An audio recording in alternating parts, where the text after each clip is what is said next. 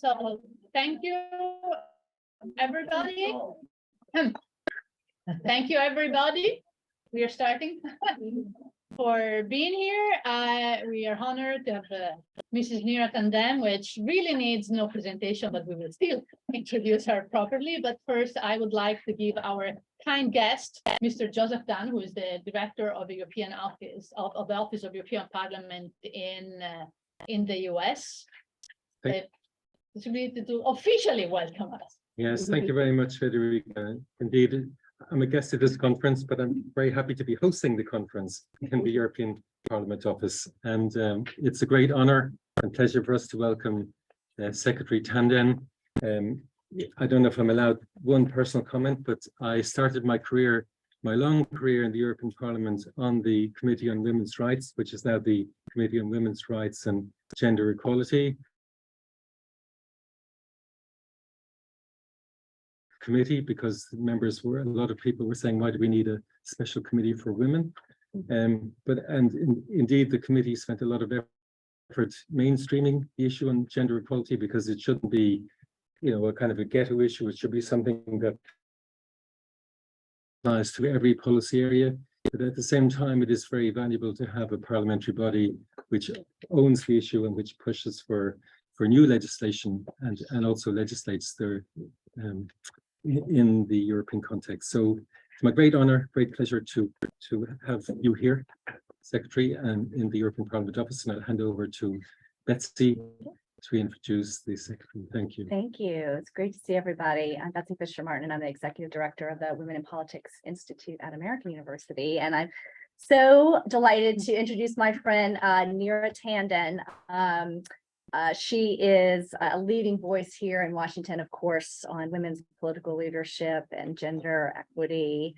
And a year ago this month, she was named White House Staff Secretary. And it's interesting, there was an article in Politico when she was announced that quoted a Biden administration official who described her new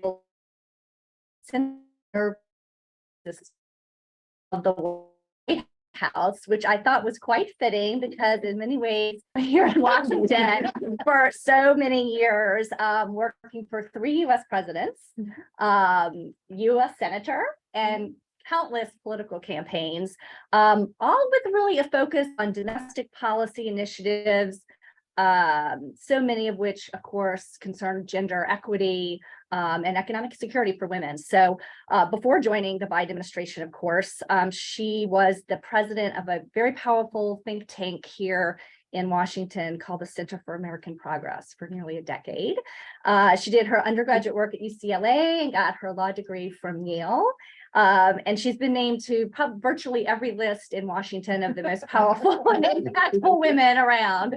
And so it's just thrilling that she could be here today to close out this conference on women in power. So welcome, NEERA. Thanks so much for being here. Thank you so much. It's really a great privilege to be here. I want to thank you, Joseph, for actually being behind this conference itself. It's really critical to exchange ideas. When I was president of the Center for American Progress, we had something called Global Progress, which was really about exchanging ideas between policy thinkers in the United States and policymakers in Europe and Asia, because God knows we have not solved all our problems, and the best way to do so is to learn from others. So I'm really looking forward to the remarks. I want to say thank you to Federica for welcoming me, and really just a special thank you to Betsy, who I have learned from so much over the years.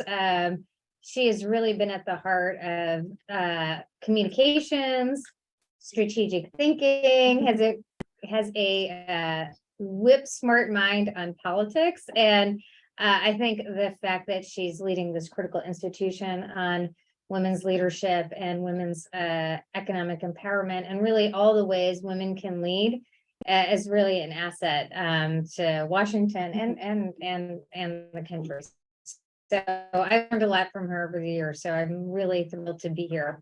I'm just going to speak for a few minutes because I really want to take your questions and exchange ideas. But I think this is such a fascinating moment for women in the United States, for women's leadership, and for essentially, the state of women, because in so many ways, particularly through representation, we are at a high watermark in the country. I am in the Biden-Harris administration, and we have more than 50% of the cabinet is women, and really an incredibly diverse set of women leading the cabinet.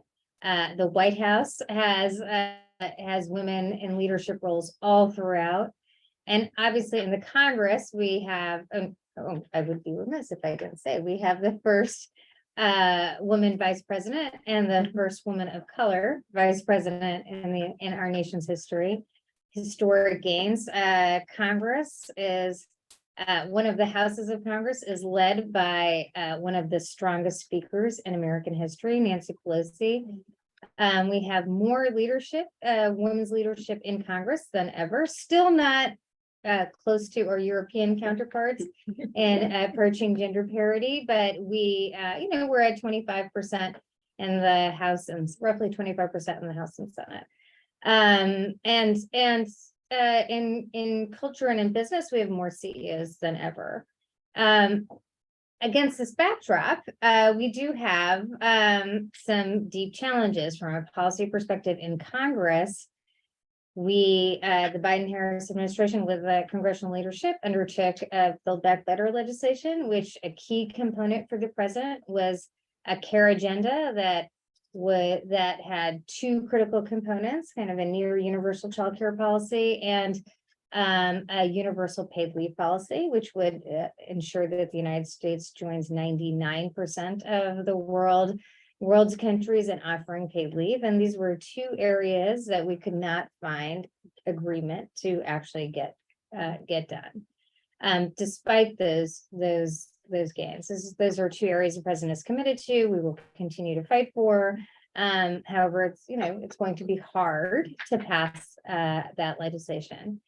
And most important is the fact that against this backdrop of growing women's leadership, we have the Supreme Court decision in Dobbs, which was a reversal of Roe.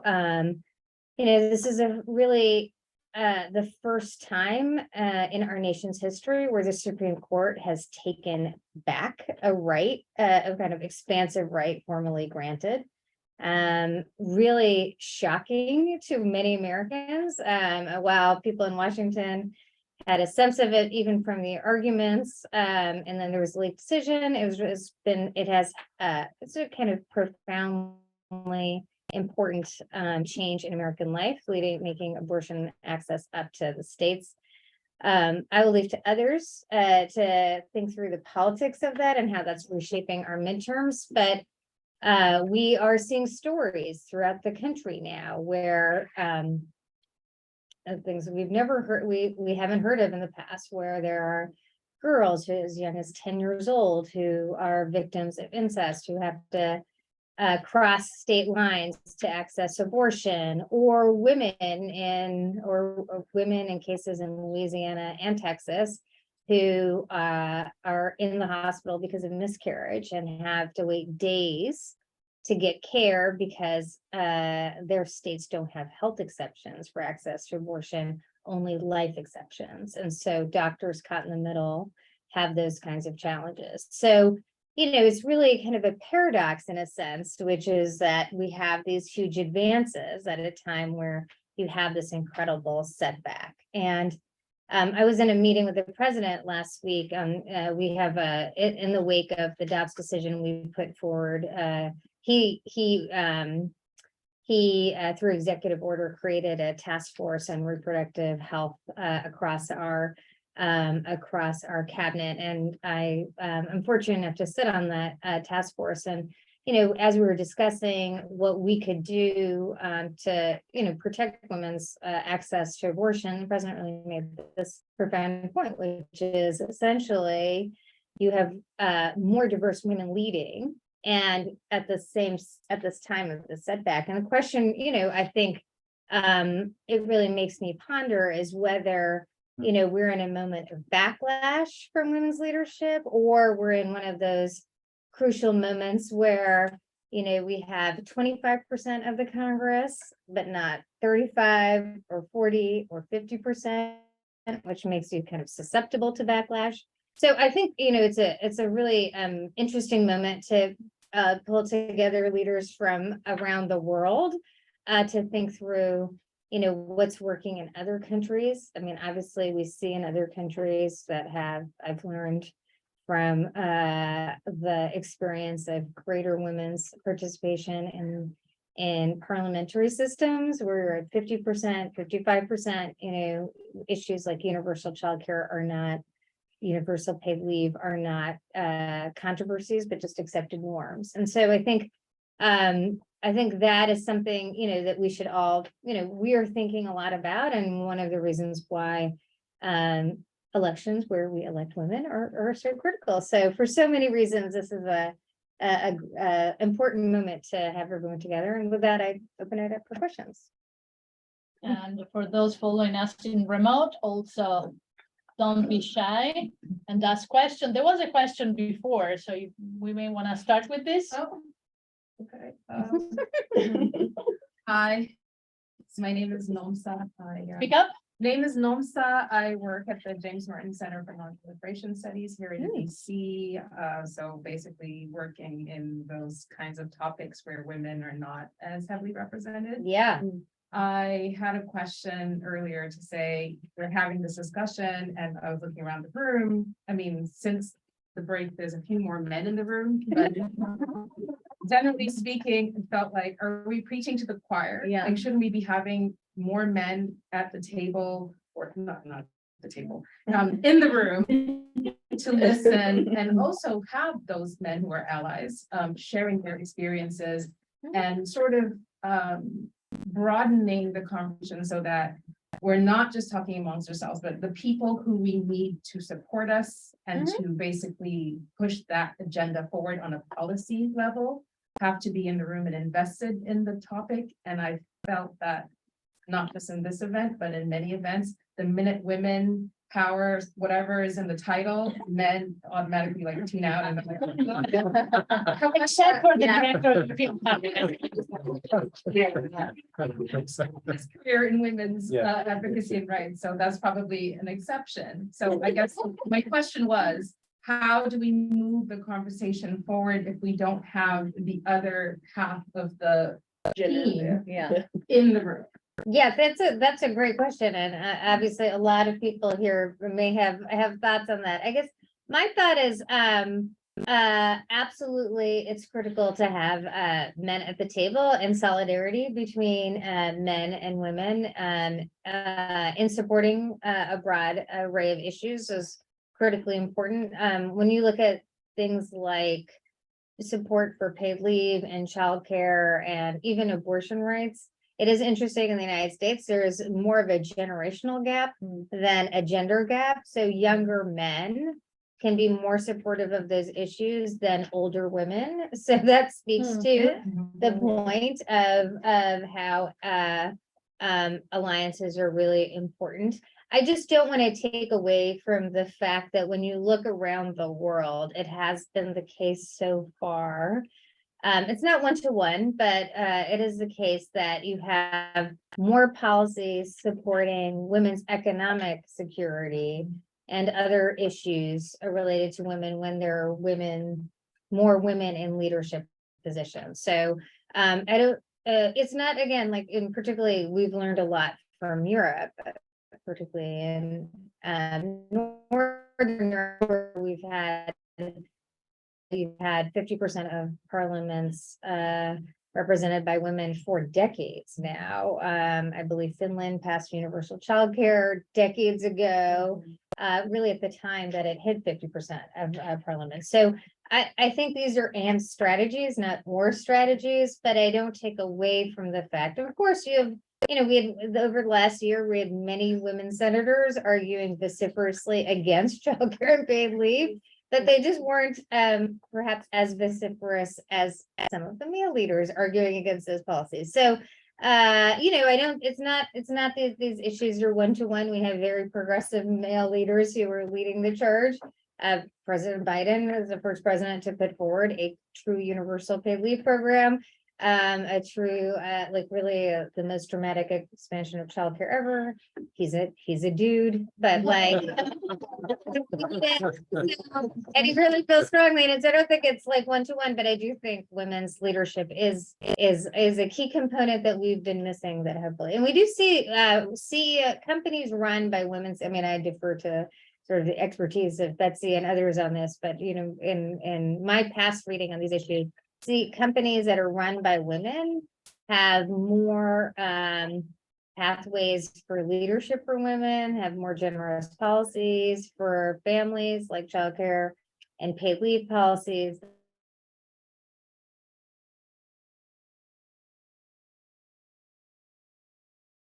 Or when your kids and I've sent my kids to public schools like all the way through.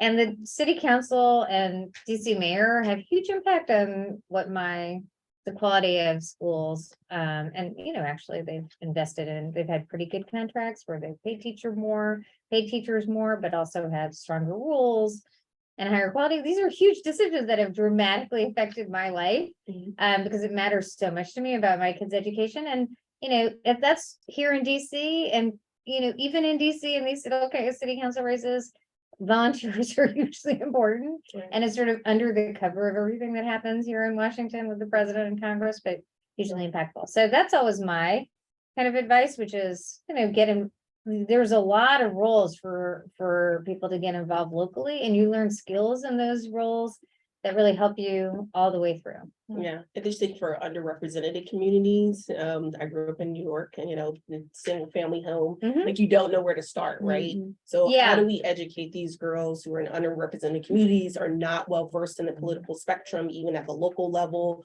How do we give them more knowledge and more tools to educate them about where to start? Yeah, I think that is a great role for NGOs as well. So it's great that you're doing it. Because I do think that, I got involved in politics. My parents are Indian immigrants.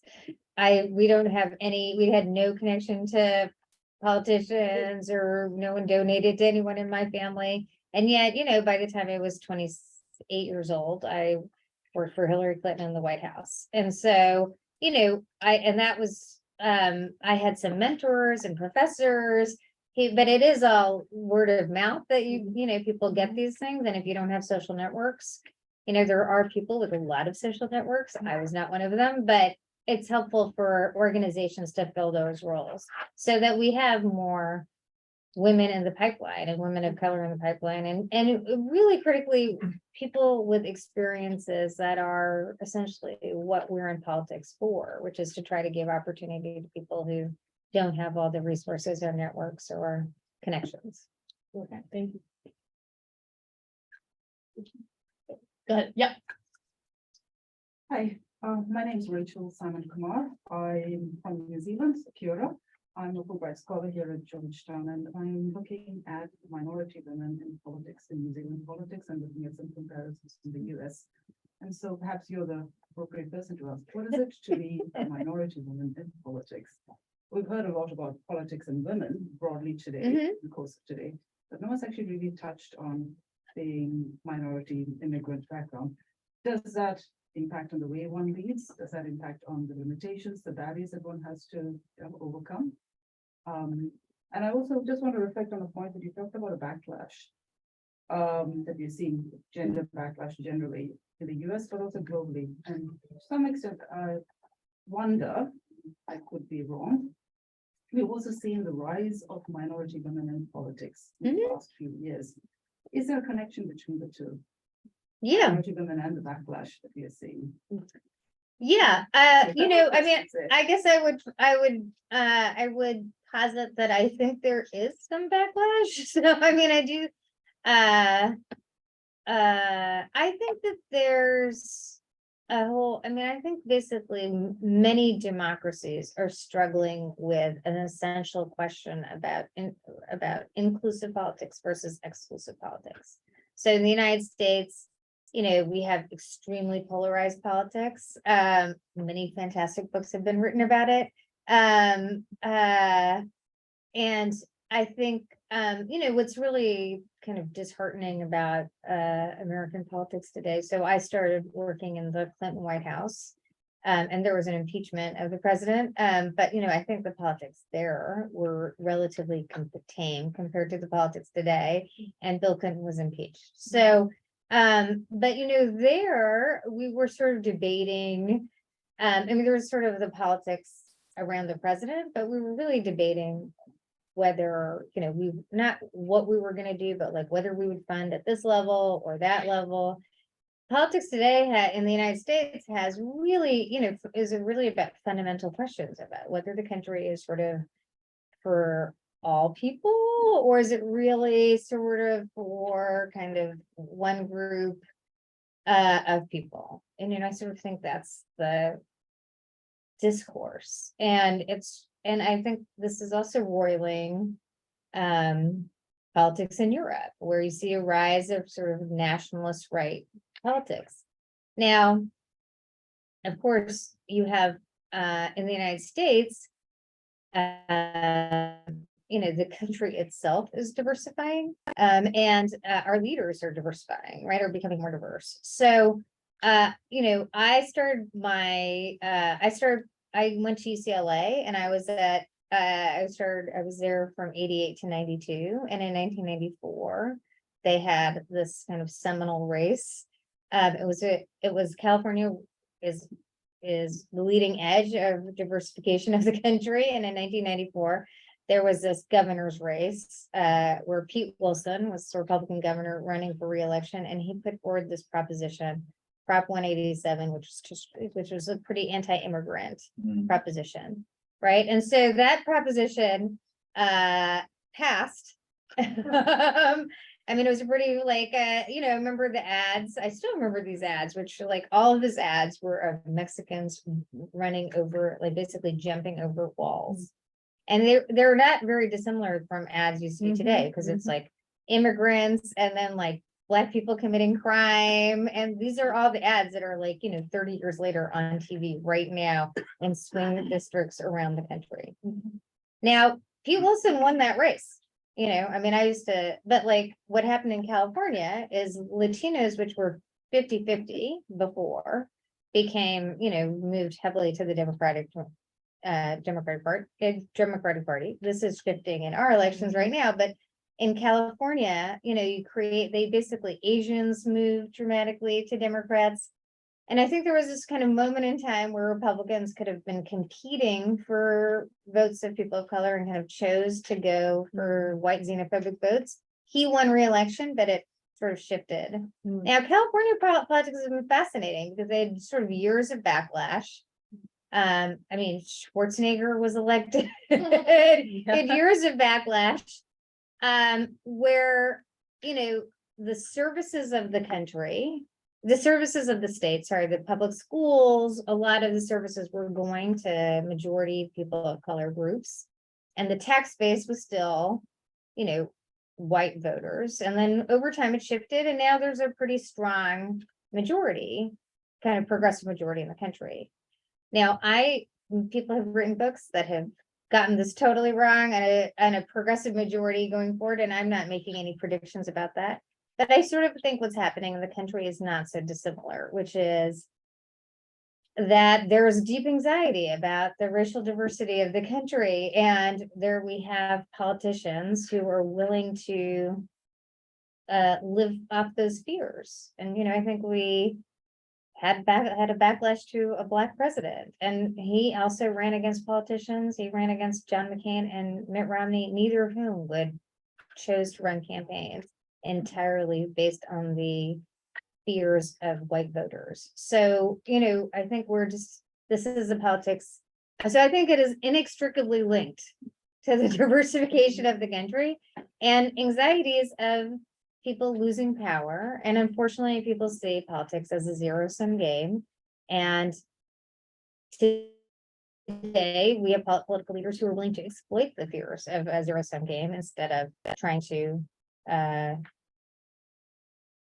try to reduce them. So that is, I mean, in a nutshell, I think these things are part and parcel of each other. But I also think, there's deep anxieties around women's leadership, deep anxieties around people of color, like kind of their leadership of the country, and then deep anxieties about both. So, yeah, that's not a great way to end the session, but but How does one become a minority woman leader in that context? I think, oh, I didn't answer the first question. This is also, I think, this will be like a hopeful side of the story. Like I had, I do think that there are double binds for women and women of color leaders. I feel like for myself, there are assumptions that people make. Like when I first became president of CAP, I entered rooms where people were like sort of surprised to see me, because when you think of kind of a leader of a think tank, you kind of think of like a 65-year-old white guy. No offense, but white guys. So I think, and I think people definitely have anxieties of stronger women, etc. But this is also a hopeful story. Like I had mentors, men and women, who really invested in my leadership and provided support and to this day give me great advice. And it's not just women or women of color who've been strong advocates for me, but older white dudes too. And so I think that is a part and parcel. I mean there were not that I could name. I could put like the women of color on my one hand of all the women of color in leadership roles in the White House when I was in the Clinton White House. Yeah. And there's very few women of color. They existed, they were there, but they were very few and far between. And so it is just radically different. And so we should, that is also a story, that's an optimistic story. We have so many more leaders. When I was in this task force meeting, more than half of the people in the room were women of color. So, that Congress is, too. yeah, Congress, Yeah. And like, so, this is like part of the journey, but like, this is also the story of American history. American history is always like 2 steps forward, 1.5 steps back, 2 steps forward, 1.5 steps back until you, slowly make progress over time. I mean, things are significantly better than when I was here in the 90s. Some things are like the same, like we still don't have paid leave, but they're significantly different and better. So, and Donald Trump isn't president, so that part is good too. All right, I'm Better supposed to have note to to go end on, soon. yeah. So I'll try and answer. We'll try and answer all the, maybe there's some speed round we could do. Yep. Okay, so my question is, I'm the Deputy Prime Minister for Saudi Arabia. And in light of all the problems that we have, I'm so sorry. But my question is, we made a law in our country that women and men have to get paid equally across the board. Why is this not happening in the United States? What is the administration doing about that specific issue? That it's so difficult for women to do the same job as their male counterparts, but not get the same pay in some parts. Well, what percentage of women in Saudi Arabia are employed? Almost right now, I would say out of 100%, we'll say Or what percentage of the workforce is women? I'll say about 30. In the United States, it's climbing. 55% of the workforce is women. That's So, I mean, true. it is an important thing that we have so many women Yes. working. So in the United States, we have these issues are very interlinked, and I will welcome Betsy's advice here too, because she knows these issues as well or better than I do. But all women versus all men are now, I think, around 85 cents to the dollar. Okay. Women of color, though, are considerably less. Black women and Latino women are less than, I think they're in the 60 cents, 57 cents. So there's a big disparity. Part of that disparity is based on the interconnections of a lot of issues. For example,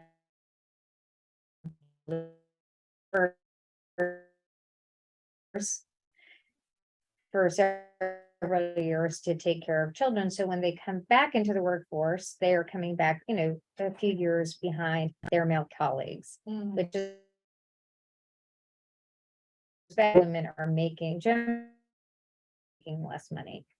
That's also, there is just also cultural assumptions, I would say these were sexist assumptions that are driving pay discrepancy. There was a great study out of Harvard a few years ago that shows that in corporate jobs, women are often paid less than men because the bosses assume the male is the kind of breadwinner for the family and the woman is not the breadwinner for the family, which is definitely not the case at my family. But so they just, tend to pay the women less, which is just like a sexist situation in the United States. So on the other hand, respectfully, we have a whole array of rights in the United States that I do not think are shared universally.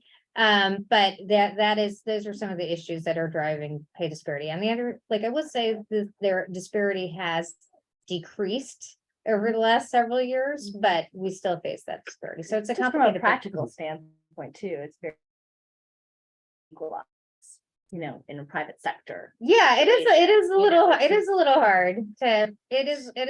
but it's not, but they could probably do better than they do. Absolutely. But it should be easier. The gender pay gap is 16%, so almost identical, which is 10%. Did you want, I'll take quick questions quickly. I'll just answer them faster than I am. I'll try to make it quick, but my name's Catherine. I'm both a student at AU. With recommend, I'll be very quick. But also lead a youth nonprofit called Women in Politics. So I always like to, obviously the problems with women in the current situation is difficult. But bringing youth voices is also important, like there's generational differences. So both just from a overall standpoint, like what do you think should youth voices be involved in the political movement, especially from a women's rights and women's issues standpoint, because we have generational differences, and like what is the White House doing about bringing youth voices into the mix? Yeah, so I think it's like obviously I think it's I'd say, one of the challenges with politics is that it tends to be a kind of reinforcing issue in the following. I'm not stating anything radical here, but politicians tend to listen to the people who vote the most. And when if groups of people vote less, then they tend to be listened to less, which is a good reason to vote at high levels. I mean, we're about to go into the midterms, and in midterm elections, younger voters have tended to vote less for a variety of reasons. They vote at higher levels in a presidential, but still don't match the voting levels of older people in presidential elections. I mean, I think this will be an interesting moment right now, which is you have issues like Roe, other issues, and whether that drives higher turnout will be a question. In 2018, we had historic turnout levels of young voters. They reached, they got close to their presidential levels. It's still lower than older people, but they were, really surged in a midterm. And I think really an interesting question about politics in the United States is whether just all these, Donald Trump's kind of supercharged voting, and people got, once you vote once, you tend to vote more. So, people very rarely vote in one election and never vote again. So, we are seeing some evidence in special elections that voting is just at a higher level. It's not the level of a presidential, but it is still at some higher level. So I think the big point is to actually vote, and to participate at high levels, and then it becomes a reinforcing mechanism. question with it. My is the last one, and apologies to be so late, but I couldn't miss my old friend Federica was pulled up together. It's a silly questions. So how fashion impact your work? And I'm saying that because tonight we pull up together 35 embassy discussing diplomacy and fashion. Oh, yeah. Yes, so I want to know because we believe that is the silent language, it's fashion. It's been, like, so much, important. So this is a city. Yeah, that's great. Sadly, I don't think it's good enough with me, but other people, it's great. I like my fashion sense is adequate. Very, and Thank you. Thank you. Thank you so much.